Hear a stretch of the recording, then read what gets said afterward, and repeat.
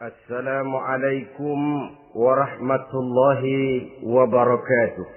Waalaikumsalam warahmatullahi wabarakatuh. Alhamdulillahillazi anzala al-Qur'an hudan lin-nasi wa bayyinatin minal huda wal furqan. Wassalatu wassalamu ala asyrafil anam wa ala alihi wa ashabihil kiram, amma ba'du. Saudara-saudara kaum muslimin rahimakumullah. Setiap penganut agama di dunia ini mempunyai sesuatu kitab yang dianggapnya sebagai kitab suci. Orang Hindu punya kitab Weda. Orang Buddha punya kitab Tripitaka. Yahudi mempunyai Taurat. Nasrani mempunyai Injil. Penganut Konghucu punya kitab Tao Te Ching. Orang Majusi punya kitab Zen Avesta.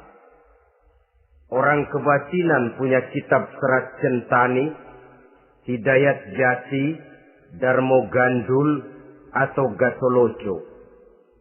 Sementara kita umat Islam oleh Allah diberikan Al-Quranul Karim. Mengapa kita yakini Quran ini sebagai kitab suci?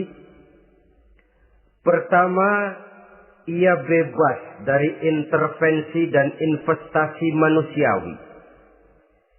Ia sepenuhnya, baik isi maupun redaksi, adalah produk dari Allah Subhanahu wa ta'ala. Kita yakini Quran kitab suci karena sampai hari ini belum ada seorang pun yang sanggup membuat seperti itu. Suatu kitab hanya dinamakan suci kalau dia bersih dari investasi dan intervensi manusia. Al-Quran ini sejak turunnya 14 abad yang lalu telah menantang. Wa in kuntum fi raibim mimma nazzalna ala abdina fa'tu bi suratin min misli. Apabila kamu ragu-ragu terhadap kebenaran Quran yang kami turunkan kepada hamba kami Muhammad, atau kamu menyangka Quran itu cuma bikinan Muhammad saja, cobalah kamu buat satu surah saja semacam Al-Quran. Apabila kamu tidak mampu melakukannya seorang diri, wada'u syuhada'akum, ajak seluruh teman-temanmu. Sejak tantangan ini turun 14 abad yang lalu, sampai hari ini, tidak seorang pun yang sanggup membuat satu surah saja semacam Al-Quranul Karim. Barangkali belum pernah ada yang coba-coba. Sudah. Di antaranya apa yang dilakukan oleh Musailamah Al-Kadzab. Dia mencoba membuat satu surah semacam Al-Quran yang kalimatnya sudah berbentuk bait-bait syair, tapi isinya jauh panggang daripada api. Yang kedua, kita yakini Quran sebagai kitab suci karena isi dan ajarannya sesuai dengan fitrah manusia. Suatu kitab dinamakan suci kalau ajarannya sejalan dengan fitrah manusia. Misalnya, manusia secara fitrah, kalau dia laki-laki, normal nafsu kepada perempuan. Itu fitrah. Perempuan suka kepada laki-laki. Itu fitrah. Kalau ada kitab suci, tapi melarang manusia untuk kawin, kesuciannya perlu diselidiki. Quran kitab suci sejalan dengan fitrah manusia, maka ia menganjurkan manusia yang mampu untuk melangsungkan perkawinan. Contoh lain, secara fitrah manusia perlu makan. Kalau ada kitab suci yang melarang manusia puasa saja siang malam terus menerus, itu kan sama juga nyuruh orang mati. Quran sesuai dengan fitrah manusia. Maka dalam Islam puasa wisol, puasa ngableng apa itu istilahnya, puasa nyambung, Dari pagi sampai sore, sampai malam, sampai pagi lagi puasa terus. Bukan saja tidak boleh, malah haram hukumnya. Kenapa? Itu bertentangan dengan fitrah manusia. Yang ketiga, kita yakini Quran sebagai kitab suci karena isinya tidak kontroversial. Isinya tidak saling bertentangan satu sama lain. Di ayat manapun, Quran mengajarkan Allah itu Esa. Satu kali dia berkata haram, dia akan tetap berkata haram. Isinya tidak kontroversial. Sebab kalau ada kitab suci, di satu pihak mengajarkan Tuhan Esa, di lain ayat mengajarkan Tuhan 3, di lain ayat lagi mengajarkan Tuhan 4, kitab kacau namanya. Bagaimana suatu kitab bernama suci kalau isinya kontroversial satu dengan lainnya? Dari 3 kriteria inilah kita yakini Quran sebagai kitab suci. Masalah yang akan kita bicarakan pada pertemuan kita kali ini, bagaimana sikap kita terhadap Al-Quranul Karim sebagai kitab suci. Berangkat dari sebuah hadis di mana Rasulullah Shallallahu Alaihi Wasallam pernah memberikan tawaran. Beliau bersabda, "Man ja'ala al-Qur'ana amamahu qadahu ilal jannah, wa man ja'ala al-Qur'ana khalfahu saqahu ilan nar." Siapa yang menjadikan Quran sebagai imam, maka Quran akan membimbing dia ke dalam surga. Tetapi siapa yang menjadikan Quran sebagai makmum, maka Quran akan mendorong dia ke dalam neraka. Pilihan terserah kita. Siapa yang menjadikan Quran sebagai imam, ditempatkannya Al-Quran di depan, dia ikuti petunjuk dan ajaran Al-Quran, maka Quran akan membimbing dia ke surga. Surga dunia, lebih-lebih lagi surga akhirat. Tetapi sebaliknya, siapa yang menempatkan Quran di belakangnya, dia belakangi Al-Quran, dia belakangi perintah dan ajaran-ajaran Al-Quran, dia perturutkan hawa nafsunya dalam kehidupan ini, maka Quran akan mendorong dia ke dalam neraka. Ya, neraka dunia, lebih-lebih lagi neraka akhirat. Pilihan terserah kita. Saya mau tanya, kira-kira Quran dalam hidup kita jadi imam apa jadi makmum? Imam apa makmum? Kalau Quran jadi imam, artinya kita umat Islam jadi makmum. Resiko dan logika tentu. Makmum harus ngikuti imam. Imam takbir, makmum takbir. Imam ruku, makmum ruku. Imam sujud, makmum sujud. Imam tahiyat, makmum tahiyat. Itu namanya Quran jadi imam, kita jadi makmum. Artinya dalam terjemahannya pada kehidupan, kalau merah kata Quran, merah kita kata. Hijau kata Quran, hijau kita bilang. Ke barat kata Quran, ke barat kita pergi. Ke timur kata Quran, ke timur kita berangkat. Halal kata Quran, halal kata kita. Haram kata Quran, haram kita bilang. Itu Quran imam, kita makmum. Nyatanya kadang-kadang kontras. Nyatanya kadang-kadang paradok. Merah kata Quran, hijau dong kata kita. Halal kata Quran, remeng-remeng kata kita. Ke barat kata Quran, ke timur kita pergi.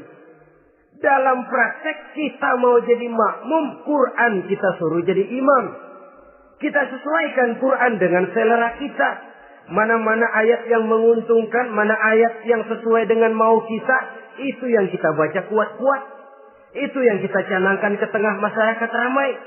Tapi manakala Quran itu bertentangan dengan nafsu kita, bertentangan dengan gaya dan kepribadian kita, kita umpetin itu Quran. Kalau kita cuma umpetin lumayan, kadang-kadang kita tuduh Quran ketinggalan zaman. Kita anggap Quran tidak relevan lagi dengan situasi dan kondisi. Kalau sudah begitu, sudah menyeberang terlalu jauh namanya. Saudara-saudara kaum muslimin rahimakumullah. Inilah makna hadis Nabi yang diriwayatkan dari Imam Ali bin Abi Thalib, bersabda Rasul, "Man qara'al Qur'ana fastazharahu fa ahalla halalahu wa harrama haramahu adkhalahul jannah." Barang siapa yang membaca Al-Quran lalu memperhatikannya, kemudian menghalalkan yang halal dan mengharamkan yang haram, maka Allah akan memasukkan orang itu ke dalam surga. Ya surga dunia, ya surga akhirat. Apabila kita renungi hadis ini, maka untuk berimam kepada Al-Quran ada 3 jalan utama yang harus kita laksanakan. Pertama, dari kalimat man qara'al Qur'an, barang siapa yang membaca Al-Quran.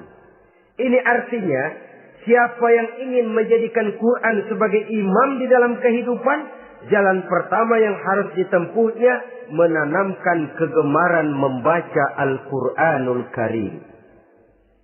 Al-Quran gharibun fima baina qaumin la yaqra'una.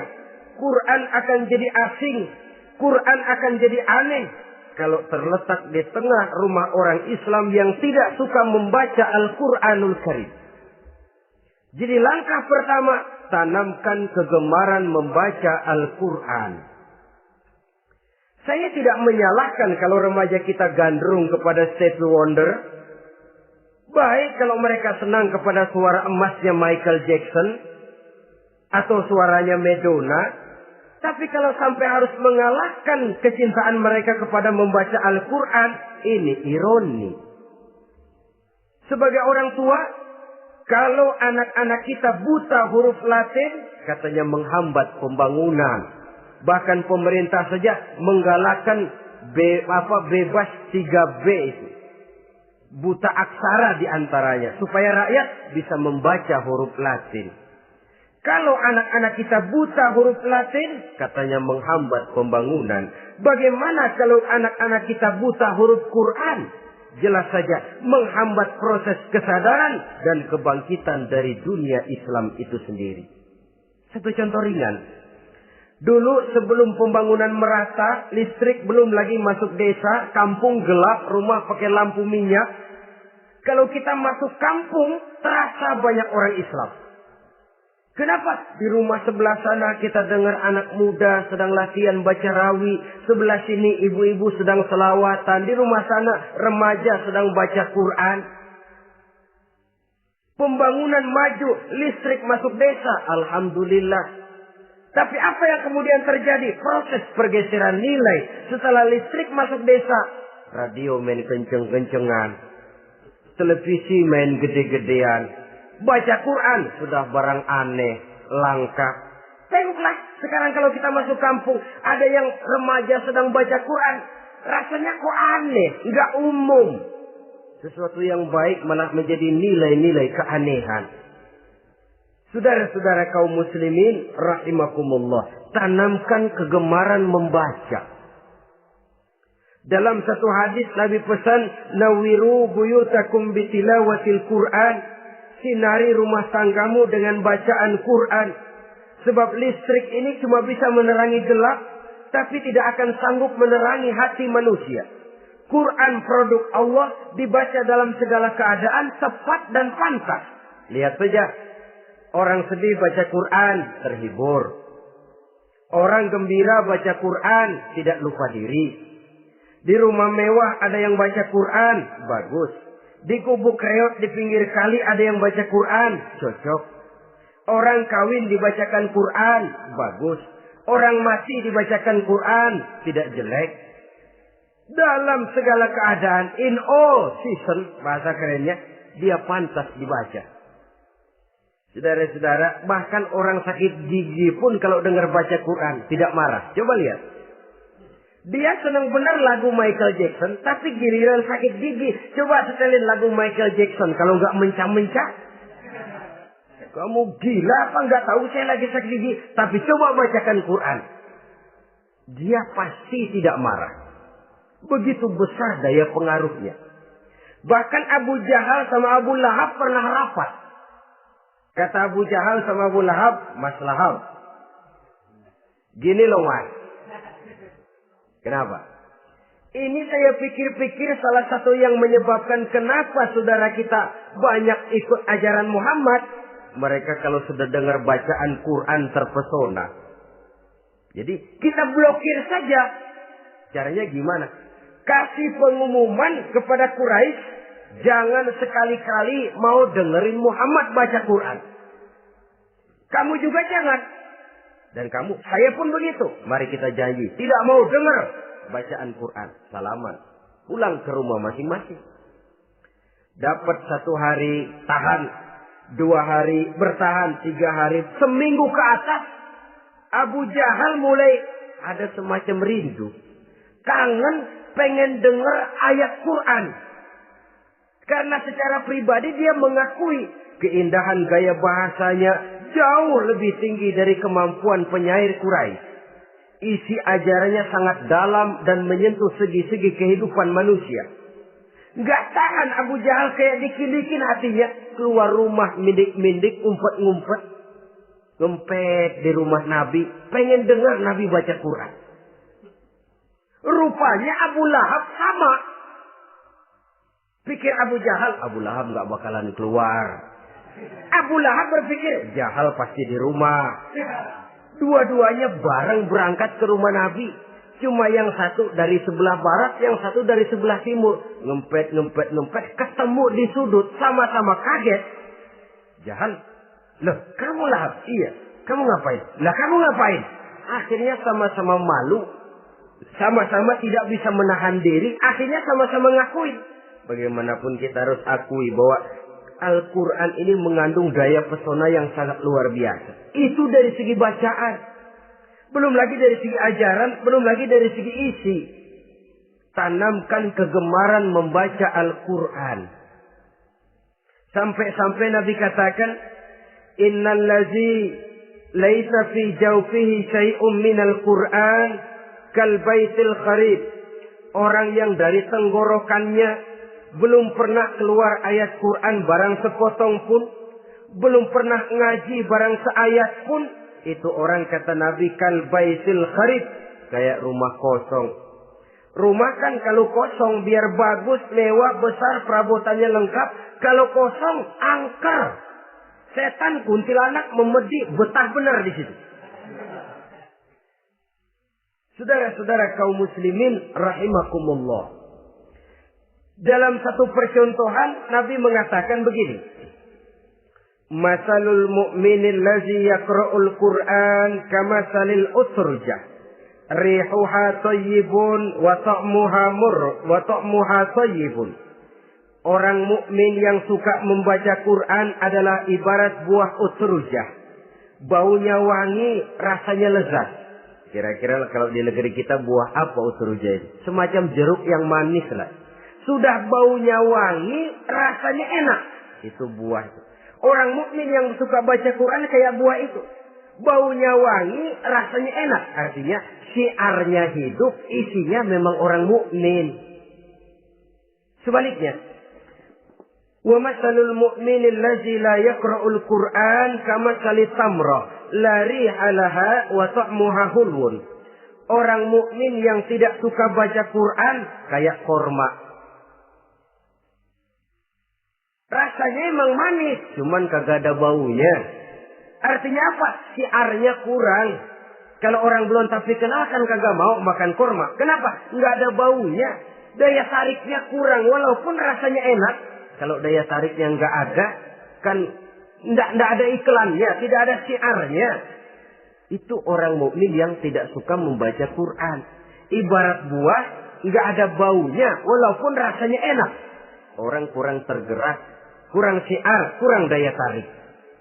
Sebaliknya, wa masalul munafiq allazi yaqra'ul Qur'an kamasalir raihanah. Rihuha thayyibun wa ta'muha murrun. Orang munafik yang suka baca Quran seperti buah raihanah. Apa itu? Baunya wangi, rasanya pahit. Orang munafik baca Quran kayak buah itu. Baunya sih enak, cuman rasanya pahit. Ya munafik baca Quran. Syiarnya sih lumayan, daya tariknya hebat, isinya munafik. Nah, paling jelek orang munafik yang gak suka baca Quran. Wa masalul munafiqil ladzi la yaqra'ul Qur'an kamasalil hanzalah. Laisa laha rihun wa ta'muha murrun. Orang munafik yang tidak suka baca Quran seperti buah hanzalah. Sudah enggak ada baunya, rasanya pahit lagi. Kalau buah pacek kali. Udah baunya kagak ada, kalau dimakan bikin orang celeng. Saudara-saudara kaum muslimin rahimakumullah. Tanamkan kegemaran membaca Al-Quran. Karena membaca Al-Quran merupakan ibadah yang besar. Bahkan kata Nabi, afdalu ibadati abdi qiraatul Quran. Nilai ibadah yang paling baik dari hambaku adalah ibadah membaca Al-Quran. Dalam sholat pahalanya lebih besar di luar sholat daripada di luar sholat. Dengan wudu pahalanya lebih besar daripada tanpa wudu. Mengerti pahalanya lebih besar daripada tidak mengerti. Tapi tidak mengerti pun jangankan membaca, mendengar saja orang baca Quran dengan baik sudah didoakan untuk mendapat rahmat. Berpahala mendengar bacaan Al-Quran walaupun tidak mengerti. Apalagi membaca sendiri, apalagi mengerti apa yang kita baca. Tentu pahala itu akan jauh lebih besar. Ini yang pertama. Tanamkan kegemaran membaca Al-Quranul Karim. Yang kedua, dalam hadis tadi, fastazharuhu. Man qara'al Qur'ana fastazharuhu. Siapa yang membaca Al-Quran kemudian memperhatikannya. Jadi kalau kita mau berimam kepada Al-Quran, setelah menanamkan kegemaran membaca, yang kedua, perhatikan, pahami isinya. Jangan seperti monyet pakai mahkota, ketawa girang, cengengesan, tapi dia tidak tahu arti kebesaran mahkota yang disandangnya. Bangga dengan Al-Quran, tapi apa kandungannya kita tidak mengerti. Untuk memahami Al-Quran ini, caranya bagaimana? Tentu mudah saja. Seperti contoh, kalau kita ingin mengerti caranya bikin tahu, jangan bertanya kepada montir mobil. Montir mobil ahli betul urusan mesin. Tapi kalau urusan tahu, tanya dong tukang tahu. Untuk mengerti rahasia dan seluk-beluk Al-Quran, kita harus bertanya kepada orang yang memahami seluk-beluk Al-Quran.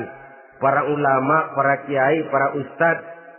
Yang kita tahu kualitas keilmuannya, kita yakini loyalitas dan integritasnya kepada Islam ini.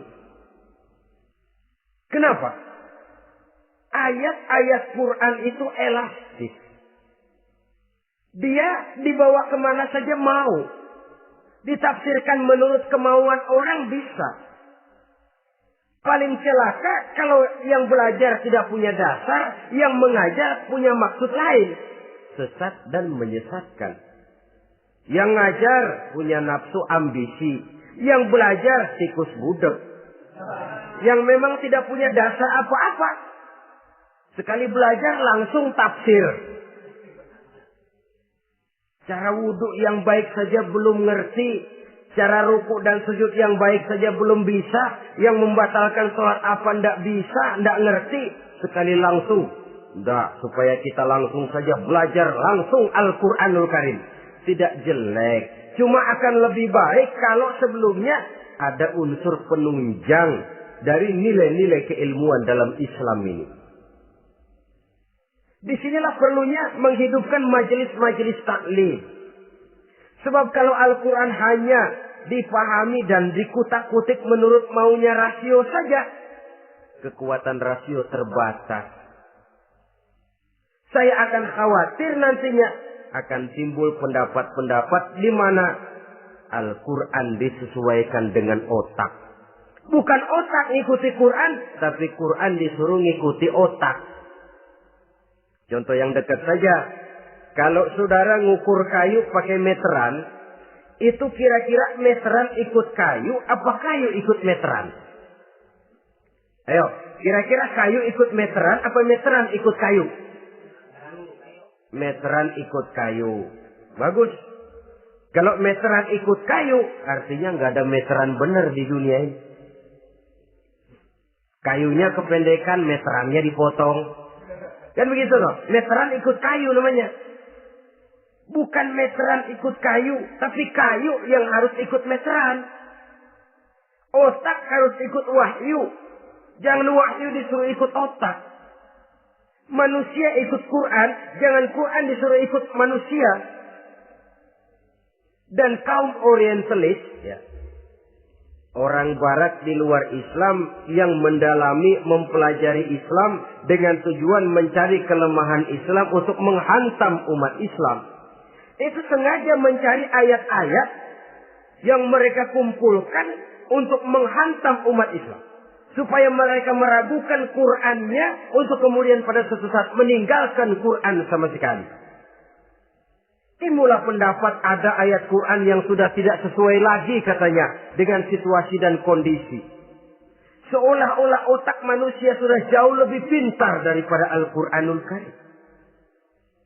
Saudara-saudara kaum muslimin rahimakumullah. Inilah yang kita berlindung dari Allah. Sebab secara demikian dengan kata lain kita secara tidak sadar sudah mengurangi kemahamutlakan dan kesempurnaan dari Allah Subhanahu wa ta'ala. Untuk memahami Al-Quran, maka kita harus bertanya kepada ahlinya. Mengaji, menghidupkan majelis-majelis taklim. Jangan sampai Al-Quran menjadi awam di tengah masyarakat Islam sendiri. Ini jalan yang kedua, memahami isinya. Sehingga dengan demikian, manakala Al-Quran dibacakan orang, pemikiran kita tidak lagi terpusat kepada kemerduan suara orang yang membaca, tapi tertuju kepada isi yang dikandungnya. Sehingga dalam kondisi semacam itu, boleh jadi tiap kali dibacakan Al-Quran, nilai iman makin tambah. Kita dengar orang baca, Alam tara kaifa fa'ala rabbuka bi ashabil fil. Terbayang oleh kita bagaimana Raja Abrahat dengan pasukannya mau menghancurkan Ka'bah. Bagi Allah cukup menurunkan burung ababil. Hancur lebur Abrahat, raja besar dengan seluruh pasukan gajahnya. Berantakan dibuatnya cuma dengan burung ababil. Allah maha besar, Allah maha kuasa. Tambah iman. Kalau tidak, ya seperti yang banyak terjadi. Quran menceritakan azab, kita malah kesenangan. Walakum azabun alim. Kamu akan mendapat azab yang pedih. Kita teriak di pojokan, toyib, toyib. Allah, alhamdulillah. Digambarkan azab malah baik-baik. Bahwa kita suka, kita gemar kepada bacaan Quran dengan suara yang merdu, alhamdulillah. Akan lebih baik lagi kalau kita mengerti apa yang dibacanya. Sebab perintah membaca tersirat makna perintah untuk memahami. Perintah memahami tersirat makna untuk mengamalkan. Dengan kata lain, kita hanya bisa mengamalkan Quran dengan baik kalau kita mengerti isinya. Kita hanya bisa mengerti isinya kalau kita rajin membacanya. Baik membaca yang tersirat, baik membaca yang tersurat dengan petunjuk para alim ulama, para kiai, dan orang-orang yang ahli di bidang itu. Saudara-saudara kaum muslimin rahimakumullah. Inilah jalan kedua. Upayakan memahami isinya. Hidupkan kajian-kajian agama. Hidupkan majelis-majelis taklim. Jangan sampai Al-Quran asing di hati kita sendiri. Jangan sampai kita awam terhadap makna kandungan dan ajaran Al-Quran. Sementara kita yakini bahwa dialah yang akan bisa membimbing kita menuju kebahagiaan sejak dari dunia sampai ke akhirat nanti.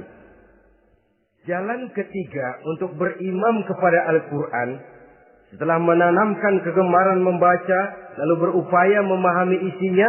Yang ketiga adalah mengamalkannya dalam kehidupan sesuai dengan kemampuan yang kita miliki. Quran tidak akan membawa berkah Kalau ajaran yang terkandung di dalamnya kita baca, tapi kemudian kita injak-injak dalam praktek kehidupan.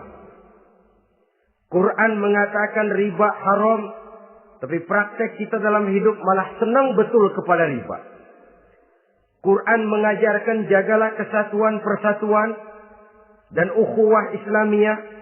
Praktek yang kita lakukan malah centang perenang, malah saling bertolak belakang, malah kadang menjegal kawan seiring, menggunting dalam lipatan, ramai kita dengan kita. Lalu kelemahan pun menjadi kenyataan di mana-mana. Quran sekali lagi tidak akan membawa berkah kalau yang kita baca kita injak-injak. Tentang pengamalan Al-Quran ini, Allah Subhanahu wa ta'ala mengklasifikasi manusia dalam firman-Nya. Tsumma awrasnal kitaba allazina istafaina min ibadina. Kemudian kami wariskan Al-Quran ini kepada hamba-hamba kami yang kami pilih. Ya Allah, coba saja kita lihat ayat ini. Quran kitab pilihan. Diberikan kepada umat pilihan, yaitu kita-kita ini. Lalu bagaimana umat pilihan ini setelah menerima Al-Quran? Terbagi dalam 3 kelompok besar. Pertama kata Allah, فَمِنْهُمْ ظَالِمٌ لِنَفْسِهِ. Di antara mereka ada yang setelah menerima Al-Quran, kemudian zalim kepada dirinya sendiri. Artinya, hanya mulutnya saja yang menerima Al-Quran, tapi perbuatannya menginjak-injak Al-Quran. Orang semacam ini tidak zalim kepada Allah, tidak zalim kepada Rasulullah, tetapi orang semacam ini zalim kepada dirinya sendiri. Dia terima Quran dengan mulutnya, tapi dia injak-injak Quran dengan perbuatannya. Na'udzubillah summa na'udzubillah. Kelompok yang kedua, faminhum muqtasid. Di antara mereka ada yang setelah menerima Al-Quran lalu muqtasid. Muqtasid ini 50-50. Ngambil jalan tengah. Ajaran Quran dipakai, ajaran setan dikerjain. Artinya juga perintah Quran oke, larangan Quran ho-oh. Saudara-saudara, malaikat bingung bagaimana monternya nih anak ini. Perintah Quran dikerjain, larangan Quran juga dikerjain. Ini muqtasid. Nah, yang ideal adalah golongan yang ketiga kata Allah, wa minhum sabiqun bil khairati biiznillah. Di antara mereka ada lagi yang setelah menerima Al-Quran lalu berlomba-lomba melaksanakannya, berlomba-lomba mengamalkan kebaikan, dan itu hanya bisa terjadi biiznillah, dengan izin dari Allah. Hidayah, saudara-saudara. Berapa banyak orang yang mengerti Quran tapi hidupnya jauh dari cahaya Quran. Berapa banyak orang yang ahli Quran tapi cahaya Quran tidak menerangi kehidupannya. Berapa banyak orang yang ahli hukum tapi bikin bingung masyarakat dengan fatwanya. Saudara-saudara kaum muslimin, kenapa bisa terjadi? Itu tidak ada hidayah, tidak biiznillah, tidak ada izin dari Allah. Maka bisa membaca Quran, alhamdulillah. Bisa memahaminya, kita bersyukur kehadirat Allah. Lebih penting dari itu, kita mohon hidayah agar bisa mengamalkannya sesuai dengan kemampuan kita. Saudara-saudara kaum muslimin rahimakumullah. Mana yang lebih banyak di zaman kita sekarang ini? Kita bisa analisa. Ada yang menerima Quran hanya dengan mulutnya saja. Kalau ditanya, Tuhanmu siapa? Allah. Kiblatmu mana? Ka'bah. Saudaramu siapa? Umat Islam. Kitab sucimu apa? Quran. Kamu bisa baca? Enggak. Ya, kalau cuma enggak bisa baca, barangkali kadang-kadang Quran saja pun tidak punya. Ini yang ironi, ini yang menyedihkan. Saudara-saudara kaum muslimin rahimakumullah. Tanpa melaksanakan konsepsi Al-Quran di dalam kehidupan, maka kesenangan kita membacanya, pengertian kita tentang Al-Quran barangkali tidak akan bisa berbuat terlalu banyak di dalam kehidupan. Maka sekarang ini sudah ada terjemahan Quran dalam bahasa Indonesia, dalam bahasa daerah, dalam bahasa Inggris, Belanda, bahkan Jerman, yang masih harus terus dan selalu ditingkatkan terjemahan Quran di dalam kehidupan. Dengan kata lain, kita umat Islam menunggal dengan Quran kita. Jangan cuma jadi kebanggaan Islam tinggi, tidak ada yang lebih tinggi dari Islam. Quran kitab suci, tidak ada yang bisa menandinginya. Qurannya, tapi umatnya, kadang-kadang kita ini jauh panggang daripada api. Kita bersyukur musabaqah tilawatil Quran dihidupkan dengan biaya bermiliar rupiah. Sejak dari tingkat kelurahan, kecamatan, wali kota, provinsi, sampai kepada tingkat nasional. Untuk menanamkan kegemaran membaca Quran. Setelah itu, hendaknya diadakan peningkatan dengan upaya memahaminya. Sehingga pada suatu saat, boleh kita adakan musabaqah pengamalan Quran. Hadiahnya sudah langsung dari Allah sendiri. Ini yang kita perlu berlomba. Berlomba mengamalkan ajaran Quran. Sabiqun bil khairat. Berlomba mengamalkan ajaran-ajaran Al-Quranul Karim. Nah, oleh karena Al-Quran ini dalam bentuknya yang umum kadang-kadang hanya menjelaskan satu persoalan secara global. Kita memerlukan tuntunan sunnah dari Rasulullah Sallallahu Alaihi Wasallam. Umpamanya, Quran hanya mengajarkan aqimis sholat, dirikan sholat. Caranya bagaimana? Tidak ada cara sholat dalam Quran. Dari mana kita tahu cara sholat? Dari sunnah. Itu sebabnya selain Al-Quran sebagai sumber utama, kita memerlukan sunnah. Bahwa sholat pakai takbiratul ihram di Quran tidak ada. Bahwa sholat pakai tahiyat dalam Quran tidak ada. Jadi kalau orang cuma Quran saja, tidak ada sunnah itu, ya bagaimana kita bisa sholat? Quran cuma mengatakan wa atimul hajja wal umrata lillah, laksanakan haji dan umrah karena Allah. Bagaimana manasik haji? Bagaimana cara sa'i? Bagaimana cara wukuf? Bagaimana cara melontar? Tidak ada dalam Quran. Yang memuat itu tidak lain sunnah. Untuk memahami Quran dan sunnah ini, kita memerlukan orang yang menguasai Quran dan sunnah. Oleh karena itu, kita perlu petunjuk kepada para ulama. Itu sebabnya Quran sendiri mengatakan, wa in tanaza'tum fi syai'in farudduhu ila Allahi wa rasulih. Apabila kamu berbeda pendapat tentang suatu persoalan, kembalikan kepada Allah dan Rasulnya. Kembalikan kepada Allah artinya kembalikan kepada Quran. Kembalikan kepada Rasul maksudnya kembalikan kepada sunnah. Siapa yang mengerti Quran dan sunnah? Para ulama yang kualitas ilmunya kita yakini, loyalitas dan kredibilitas serta integritas keislamannya bisa menjadi panutan. Saudara-saudara kaum muslimin rahimakumullah. Dengan demikian, kalau orang berkata langsung saja memahami Quran, sekarang kan sudah banyak terjemahannya, tidak usah lewat ulama-ulamaan. Saya tidak mencela, cuma agak mengkhawatirkan. Kalau dia memahami Quran cuma sekedar lewat terjemahannya saja, sangat mungkin jadi dia bisa salah paham. Kita memerlukan bantuan sunnah. Kita memerlukan petunjuk para ulama yang menguasai di bidang itu. Kembalikan kepada Quran dan sunnah. Artinya bertanya kepada orang yang memahami Quran dan sunnah. Loh, dengan begitu kan akan terjadi perbedaan pendapat. Perbedaan pendapat sesuatu yang halal sepanjang tidak menyebabkan kita berpecah belah. Halal berbeda pendapat. Asal diletakkan pada proporsinya. Apalagi kalau perbedaan pendapat itu cuma masalah teknis, bukan masalah prinsip.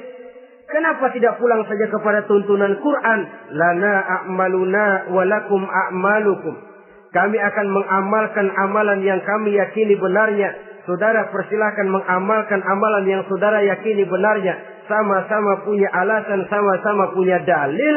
Tidak usah saling menyalahkan. Tidak usah saling mengklaim, merasa yang paling benar, orang lain salah semua. Kemukakan argumen, jangan sentimen. Harus dengan semangat mencari kebenaran, bukan untuk mencapai kemenangan. Kalau sentimen lebih penting dari argumen. Kalau kemenangan lebih diutamakan dari mencari kebenaran. Yang berlaku kadang-kadang gengsi. Kalau sudah gengsi, yang bicara emosi. Kalau sudah emosi, istilah kita di kampung, ngambek.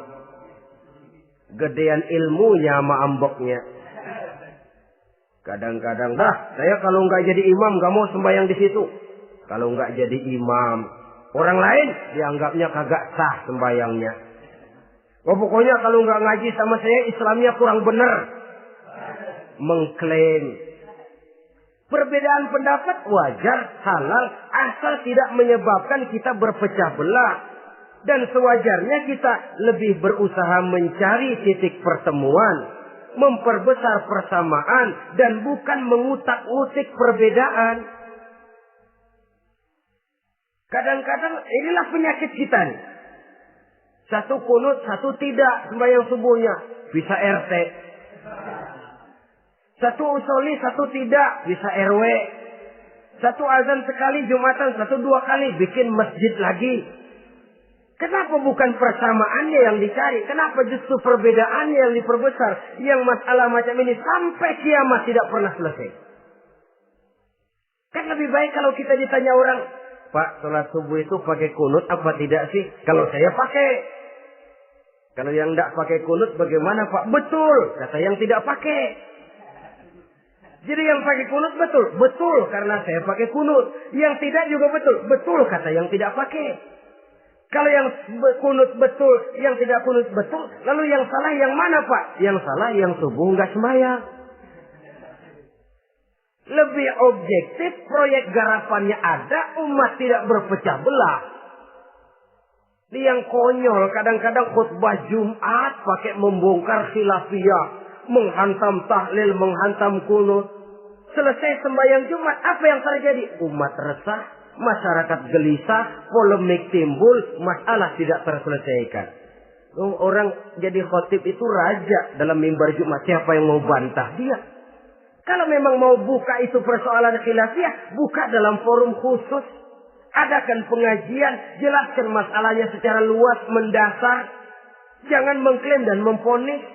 Berikan kebebasan kepada umat untuk menilai masalahnya selesai. Yang tidak puas bisa bertanya. Saudara-saudara, sudah lewat masanya kita meributkan soal itu. Sudah datang waktunya di mana kita lebih mementingkan dan membicarakan masalah-masalah yang lebih mendesak dihadapi oleh umat. Kemiskinan misalnya. Kebodohan misalnya. Keterbelakangan umpamanya. Peluang untuk mendapatkan pendidikan yang layak bagi anak-anak kita yang berotak cerdas tapi tidak punya kemampuan ekonomi umpamanya. Itu akan lebih objektif ketimbang kita membicarakan masalah-masalah yang sampai kiamat tidak akan pernah selesai. Yang hanya akan menyebabkan kita menjadi lemah, persatuan koyak, solidaritas sosial lalu menurun, saling curiga menjadi tumbuh karenanya, dan pada akhirnya kita tidak akan pernah bisa berbuat banyak. Untung kalau tidak menjadi tertawaan bagi orang yang berdiri di luar pagar. Saudara-saudara kaum muslimin rahimakumullah. Sekali lagi, Al-Quran tidak akan membawa berkah kalau yang kita baca, kita injak-injak. Oleh karenanya, untuk berimam kepada Quran ini, sekali lagi pertama, tanamkan kegemaran membaca. Yang kedua, upayakan memahami isinya melalui bimbingan orang yang ahli bidang itu. Yang ketiga, amalkan sesuai dengan kemampuan. Sebab itu ada prinsip, kalau isi suatu hadis nampaknya bertentangan dengan otak, kesohihan hadis itu boleh diperiksa. Tapi kalau ayat Quran nampaknya bertentangan dengan otak, otaknya yang harus diperiksa. Jangan Qur'annya lalu disesuaikan dengan otak. Sebab kalau kita sudah berani berteori, ada ayat Quran yang tidak sesuai dengan keadaan. Ayat yang mana? Yang ini. Tahun depan tambah lagi. Tahun depan tambah lagi. Makin lama makin habis Al-Quran itu. Yang perlu diperbarui cara kita memahami Quran. Bukan dengan mengemukakan teori ayat Quran kehilangan relevansi. Cara kita memahami barangkali yang kurang relevan. Dalam situasi, dalam konteksnya dengan situasi dan kondisi. Jangan lupa, Al-Quran ini kan untuk semua umur. Dia bisa dipahami secara filosofis. Dia bisa dipahami dengan kacamata orang awam. Tingkat kemampuan berpikir orang tidak semuanya sama. Kalau semua orang kita mau ajak berfilsafat, merenung dalam-dalam, menerawang tinggi-tinggi, ialah buat mereka yang terjangkau oleh perguruan tinggi. Tapi buat saudara-saudara kita, pedagang-pedagang kecil, petani di desa-desa terpencil, remaja-remaja yang jauh dari sentuhan teknologi canggih, sanggupkah mereka berpikir filosofis? Sementara mereka merupakan bagian terbesar dari kondisi umat ini. Saudara-saudara kaum muslimin, oleh karenanya ditentang membaca, memahami dan mengamalkan, Rasulullah Sallallahu Alaihi Wasallam pernah memberikan sugesti. Beliau bersabda, "In aradtum aisas su'ada," apabila kamu menginginkan kehidupan yang bahagia, hidup seperti hidupnya orang-orang yang bahagia, dan tentu ini keinginan kita semua. Wa mautas syuhada, dan menginginkan mati sebagai matinya para syuhada, para pahlawan pembela agama, orang yang mati syahid. Wah, ini sudah tidak duanya ini. Hidup mulia, mati syahid. Dapat dua-duanya. Wan najata yaumal hasri, dan ingin mendapat keselamatan pada hari hasyr, hari pengumpulan manusia di padang mahsyar. Wa zilla yaumal harri, dan mendapat perlindungan dari Allah pada hari yang sangat panas. Wal huda minadh dhalalah, dan mendapat petunjuk dari kesesatan. Nah, ini keinginan semua orang. Kan yang kita cari apa sih? Hidup bahagia. Biar ndak kaya asal bahagia. Sudah enak. Lalu apa lagi? Matinya sebagai syahid. Kemudian di hari pengumpulan nanti mendapat keselamatan. Lalu pada saat orang lain kepanasan kita mendapat perlindungan. Kemudian orang lain kebingungan kita mendapat petunjuk. Kalau ini yang diinginkan kata Nabi, resepnya fa'adimu qiraatal Qur'an, maka lazimkan, biasakan olehmu membaca Quran. Tidak ada terlambat. Idealnya memang dari kecil, sebab lidah kalau sudah kaku berat. Disuruh baca innallaha laghaniyun hamid, lidahnya berat. Innallaha lampuniyun hamid, lampuniyun. Laghaniyun jadi lampuniyun. Lidah itu kalau sudah berat ya memang berat. Disuruh baca ya Bani Israel, lidahnya berat. Ya Bini Siroil. Jadi ya Bini Siroil. Saudara-saudara, idealnya memang dibiasakan dari kecil supaya lidah itu ringan. Kalau tidak ada istilah terlambat. Saya malu Pak, belajar alif-alifan udah gede. Ya jangan alif-alifan, alif beneran. Alif-alifan kapan bisa ya? Alif beneran yang dipelajari. Tidak ada istilah terlambat, tidak ada istilah malu untuk belajar Al-Quran ini. Saudara-saudara kaum muslimin rahimakumullah. Ini sugesti untuk menanamkan kegemaran membaca. Lalu sugesti untuk memahaminya. Tentu banyak ayat, banyak hadis. Mengapa tidak di antara kamu sekelompok orang yang berangkat untuk memperdalam, memahami agama? Falaula nafaro min kulli firqatin minhum ta'ifatun liyatafaqahu fid din. Di tengah kelompok orang yang berangkat belajar teknologi canggih, di tengah grup orang yang mendalami ekonomi, di tengah kelompok orang yang membidangi hukum, di tengah kelompok orang yang sibuk meneliti ilmu-ilmu kedokteran, mengapa tidak ada kelompok orang yang secara takhasus liyatafaqahu fid din, mendalami agama ini, mendalami Quran ini, harus ada. Lalu sugesti untuk mengamalkan Al-Quran kelihatan dari peringatan Allah yang kita bisa temukan pada surah Toha ayat 124 sampai dengan 127. Wa man a'rada an zikri, barang siapa yang berpaling dari peringatanku, kata Allah. Barang siapa yang berpaling dari Al-Quran ini, dia terima Al-Quran, dia imani Quran, tapi dia berpaling dari ajarannya, dia injak-injak apa yang seharusnya dia amalkan, dia perturutkan hawa nafsunya, maka kata Allah, fa inna lahu ma'isyatan dhanka, dia akan diberikan satu penghidupan yang sempit. Inna lillahi wa inna ilaihi raji'un. Diberikan hidup yang sempit. Kalau hidup sudah terasa sempit, bagaimanapun luasnya rumah, sempit. Kalau hidup sudah terasa sempit, bagaimanapun banyaknya harta, sumpek. Kalau sudah hidup ini terasa sempit, bagaimanapun luasnya pergaulan, tidak ada tempat kita bertanya, melarikan persoalan, membagi rasa. Siapa yang berpaling dari Quran, dia akan diberikan penghidupan yang sempit. Bukan dagangnya tidak untung, bukan kerjanya tidak digaji, tapi kesempitan hati lebih bahaya loh dari kesempitan ekonomi. Itu di dunia. Di akhirat, wa nahsyuruhu yaumal qiyamati a'ma. Di akhirat nanti dia akan dikumpulkan oleh Allah dalam keadaan buta. Ya Allah, ya Rasul. Padahal ke akhirat kita baru tumben. Sekali ke akhirat buta. Masya Allah. Di tempat kita lahir saja, kalau tadinya kita melihat, tahu-tahu menjadi buta, kita bingung. Padahal jalan sudah pernah kita lihat, arah sudah pernah kita tahu. Bagaimana di padang mahsyar nanti? Kemana jalan yang akan ditempuh? Kepada siapa kita hendak bertanya? Mana teman, mana istri, mana anak? Buta pula kita. Satu kesengsaraan yang merupakan puncak kesengsaraan. Dikala itu orang yang semacam tadi protes.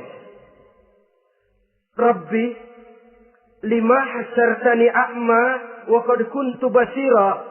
Wahai Allah, kenapa hari ini saya dikumpulkan dalam keadaan buta?